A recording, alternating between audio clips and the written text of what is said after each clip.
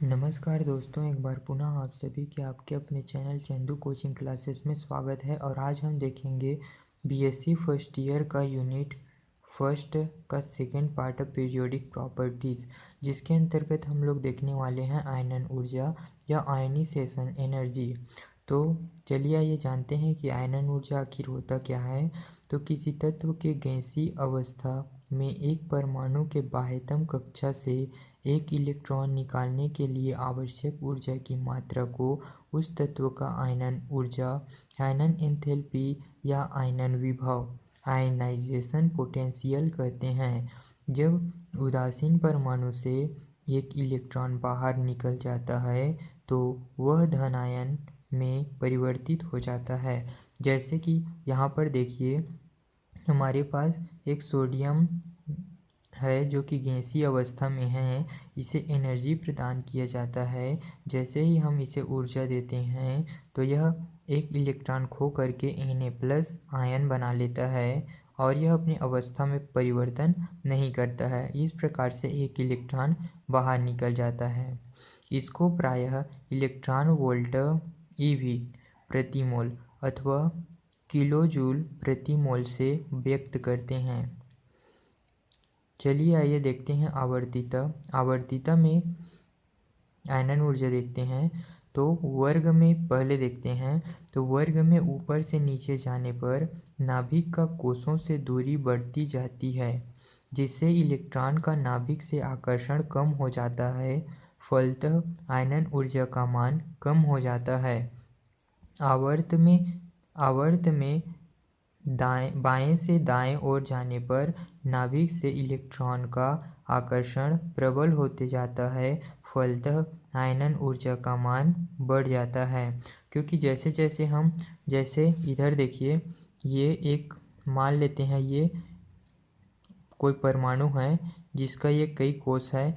जैसे जैसे हम आवर्त में बाएं से दाएं जाते हैं तो कोषों की संख्या तो वही होती है, लेकिन इसमें इलेक्ट्रॉनों की संख्या में वृद्धि होती है। और जैसे ही इलेक्ट्रॉनों की संख्या में वृद्धि होती है तो इससे नाभिक का एट्रैक्शन फोर्स बढ़ जाता है। और जैसे ही एट्रैक्शन फोर्स बढ़ता है तो इसके जो बाह्यतम कोष से इलेक्ट्रॉन को निकालने के लिए अधिक ऊर्जा की आवश्यकता होती है। इस प्रकार से हम कह सकते हैं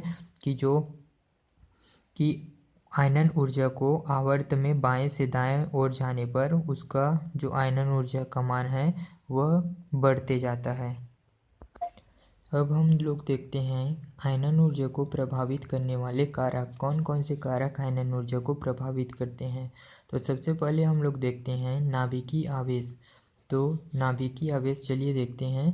तो नाभिकीय आवेश जितना अधिक होगा, परमाणु में से संयोजी इलेक्ट्रॉन का निष्कासन उतना ही कठिन होगा, क्योंकि नाभिक के द्वारा इलेक्ट्रॉन अधिक मजबूती से बंधे होंगे। अतः नाभिक के आवेश वृद्धि के साथ साथ आयनन ऊर्जा का मान भी बढ़ता जाता है। दूसरा हम लोग देखते हैं परमाणुवीय अमाप, अर्थात परमाणु की त्रिज्या बोल सकते हैं इसको। तो परमाणु का आकार जैसे जैसे बढ़ता है, इलेक्ट्रॉन का नाभिक से दूरी बढ़ता है और आकर्षण कम लगता है। ऐसी दशा में आयनन विभव का मान कम होता है, क्योंकि जैसे ही हम मान लेते हैं ये परमाणु है, तो परमाणु से जैसे जैसे दूरी बढ़ते जाता है वैसे वैसे नाभिक से इलेक्ट्रॉन का आकर्षण कम होते जाता है, जिसे बाहर निकालने के लिए बहुत ही कम ऊर्जा की आवश्यकता होती है। तीसरा हम लोग देखते हैं पूर्ण तथा अर्धपूरित कक्षक। पूर्ण भरे हुए कक्षक उपकोष या अर्धपूर्ण उपकोष अपेक्षाकृत स्थायी होते हैं। अतः इस स्थिति में इलेक्ट्रॉन निकालने के लिए अधिक ऊर्जा की आवश्यकता होती है।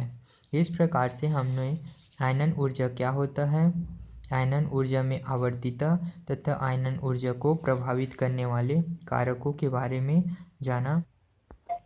अब हम देखने वाले हैं इलेक्ट्रॉन लब्धि एंथैल्पी, या बोलते हैं इलेक्ट्रॉन गेन एंथैल्पी। तो चलिए आइए देखते हैं इलेक्ट्रॉन लब्धि एंथैल्पी होता क्या है। तो सबसे पहले इंट्रोडक्शन जान लेते हैं। किसी परमाणु या आयन के द्वारा अतिरिक्त इलेक्ट्रॉन ग्रहण करने की क्षमता को उसकी इलेक्ट्रॉन बंधुता कहते हैं। इस इलेक्ट्रॉन बंधुता को इलेक्ट्रॉन लब्धि एंथैल्पी कहते हैं, जिसकी माप गैसीय विलगित परमाणु द्वारा इलेक्ट्रॉन ग्रहण किए जाने पर उत्सर्जित ऊर्जा की मात्रा से होती है। अतः किसी तत्व के गैसीय उदासीन परमाणु में एक इलेक्ट्रॉन डालकर ऋण आयन बनाने पर उत्सर्जित हुई ऊर्जा को प्रथम इलेक्ट्रॉन लब्धि एंथैल्पी या इलेक्ट्रॉन बंधुता कहते हैं। इलेक्ट्रॉन लब्धि एंथैल्पी को ही इलेक्ट्रॉन बंधुता कहते हैं। तो चलिए देखते हैं कि मान लेते हैं यदि यह एक परमाणु है जो कि गैसीय अवस्था में है, इस पर एक इलेक्ट्रॉन डाला जाता है अर्थात ऐड कराया जाता है, तो यह जो परमाणु है वह ऋणावेशित हो जाता है और जब यह इलेक्ट्रॉन ग्रहण करता है तो कुछ मात्रा में एनर्जी उत्पन्न होता है, जिसे हम लोग कहते हैं आयनन एंथैल्पी। जैसे एक उदासीन गैसीय परमाणु लेते हैं क्लोरीन।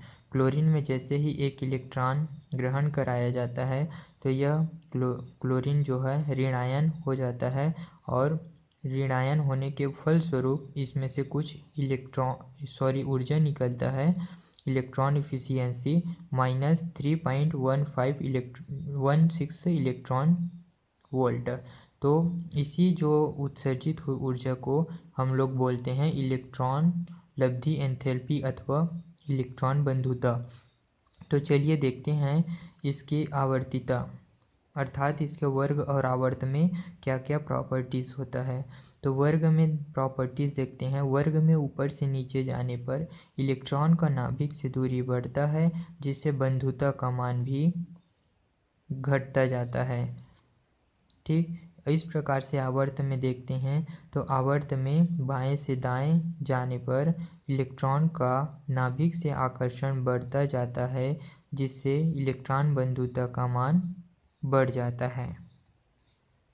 इस प्रकार से हमने इलेक्ट्रॉन लब्धि एंथैल्पी अर्थात इलेक्ट्रॉन बंधुता की आवर्तिता वर्ग में और आवर्त में देखा। अब देखते हैं हम लोग प्रभावित करने वाले कारक। प्रभावित करने वाले कारकों में हम सबसे पहले देखते हैं परमाणुवी त्रिज्या एटॉमिक रेडियस। तो देखते हैं परमाणुवी त्रिज्या बढ़ने से इलेक्ट्रॉन का नाभिक से दूरी बढ़ जाता है, जिससे इलेक्ट्रॉन बंधुता का मान कम हो जाता है। दूसरा हम लोग देखते हैं नाभिकीय आवेश न्यूक्लियर चार्ज। तो नाभिकीय आवेश बढ़ने से इलेक्ट्रॉन का नाभिक से आकर्षण बढ़ जाता है, इस प्रकार इलेक्ट्रॉन बंधुता का मान बढ़ जाता है। तीसरा हम लोग देखते हैं परिरक्षण प्रभाव स्क्रीनिंग इफेक्ट।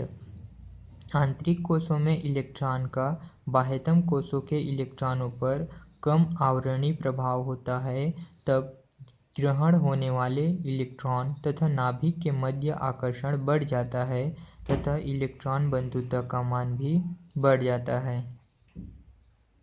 इस प्रकार से आज हमने जाना आयनन ऊर्जा क्या होता है, आयनन ऊर्जा की आवर्तिता देखा, फिर आयनन ऊर्जा को प्रभावित करने वाले कारक देखे, फिर इसके पश्चात हम लोगों ने देखा कि इलेक्ट्रॉन बंधुता होता क्या है, इलेक्ट्रॉन बंधुता का आवर्तिता और प्रभावित करने वाले कारक। इस प्रकार से हमारा आयनन ऊर्जा और इलेक्ट्रॉन बंधुता कंप्लीट हो गया। आशा करता हूँ कि आपको यह वीडियो बहुत ही अच्छी तरीके से समझ में आया होगा। और भी बीएससी से रिलेटेड वीडियो देखने के लिए हमारे यूट्यूब चैनल को सब्सक्राइब करें, ताकि आने वाले वीडियो की नोटिफिकेशन आपको बिल्कुल टाइम पर मिलते रहे और आप अच्छे से बीएससी की तैयारी कर सकें। धन्यवाद।